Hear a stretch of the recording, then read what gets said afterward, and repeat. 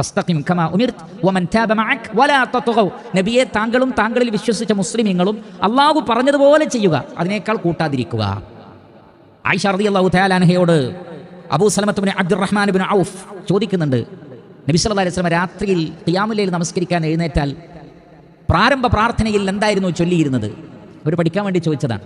ആയിഷ റളിയല്ലാഹു അൻഹ പറഞ്ഞു, അല്ലാഹുവിൻ്റെ റസൂൽ നമസ്കരിക്കാൻ വേണ്ടി നിന്നാൽ പ്രാർത്ഥിക്കും രാത്രിയിൽ, അല്ലാഹുമ്മ റബ്ബ ജിബ്രായീല വമീകാഈല വഇസ്രാഫീൽ ഫാത്തിറസ് സമാവാതി വൽ അർദ് ആലിമൽ ഗൈബി വശഹാദ അൻത തഹ്കുമു ബൈന ഇബാദിക ഫീമാ കാനൂ ഫീഹി യഖ്തലിഫൂൻ ഇഹ്ദിനി ലിമഖ്തുലിഫ ഫീഹി മിനൽ ഹഖ് ബിഇദ്നിക ഇന്നക തഹ്ദീ മൻ തശാഉ ഇലാ സിറാത്തിൻ മുസ്തഖീം. ജിബ്രീൽ അലൈഹിസ്സലാത്തു വസ്സലാമയുടെ, മീകായിലിൻ്റെ, ഇസ്രാഫീലിൻ്റെ അലൈഹിമുസ്സലാത്തു വസ്സലാം അവരുടെ റബ്ബായ രക്ഷിതാവായ അല്ലാഹുവേ, ആകാശഭൂമികളുടെ സൃഷ്ടാവേ, ദൃശ്യവും അദൃശ്യവും അറിയുന്നവനെ, മനുഷ്യർ ഭിന്നിച്ച വിഷയങ്ങളിൽ ഖിയാമത്ത് നാളിൽ നീയാണല്ലോ തീർപ്പ് കൽപ്പിക്കുന്നത്. അതുകൊണ്ട് അല്ലാഹുവേ, മനുഷ്യർ ഒരുപാട് വിഷയത്തിൽ ഭിന്നതയിലാണ്. അതുകൊണ്ട് ഇഹ്ദിനി ലിമഖ്തുലിഫ ഫീഹി മിനൽ ഹഖ് ബിഇദ്നിക, നിന്റെ അനുമതി പ്രകാരം ജനങ്ങൾ ഭിന്നിച്ച വിഷയത്തിൽ ശരിയായ റൂട്ട് കാണിച്ചു തരണമേ. ഇത് നമ്മൾ പ്രാർത്ഥിക്കേണ്ടതാണ്. കാരണം വ്യത്യസ്തങ്ങളായ മതങ്ങൾ വേറെ, അത് പോകട്ടെ, ഇസ്ലാമിൽ വിശ്വസിക്കുന്ന ആളുകൾക്കിടയിൽ തന്നെ മുസ്ലിമീങ്ങളുടെ കൂട്ടത്തിൽ എത്രയെത്ര വിഭാഗങ്ങളും മനഹജുകളും ഗ്രൂപ്പുകളുമാണ്.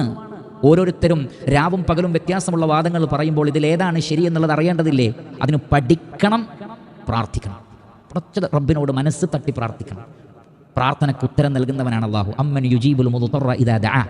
ഈ ദുആയെക്കുറിച്ച് പറയുന്നിടത്ത് ചില പണ്ഡിതന്മാർ സൂചിപ്പിച്ചത്, വിഷമസന്ധിയിൽ അകപ്പെട്ടവൻ വിളിച്ചു പ്രാർത്ഥിച്ചാൽ അല്ലാഹു പ്രാർത്ഥന സ്വീകരിക്കുന്നതാണ്, മറയില്ലാതെ സ്വീകരിക്കും. മനുഷ്യൻ അനുഭവിക്കുന്ന ഏറ്റവും വലിയ വിഷമം എന്ന് പറയുന്നത് സാമ്പത്തിക പ്രതിസന്ധിയോ ശാരീരിക പ്രതിസന്ധിയോ ഒന്നുമല്ല, സിറാത്തുൽ മുസ്തഖീം എവിടെ എന്ന അന്വേഷണമാണ്. സ്വർഗത്തിലേക്കുള്ള വഴി ഏതാണ്? ആളുകൾ പലതും പറയുന്നു, ഇതിലേത് വഴിയിലൂടെ പോയാലാണ് എനിക്ക് സ്വർഗത്തിലേക്ക് എത്താൻ പറ്റുക എന്നത് മനുഷ്യൻ അഭിമുഖീകരിക്കുന്ന ഏറ്റവും വലിയ പ്രശ്നമാണ്.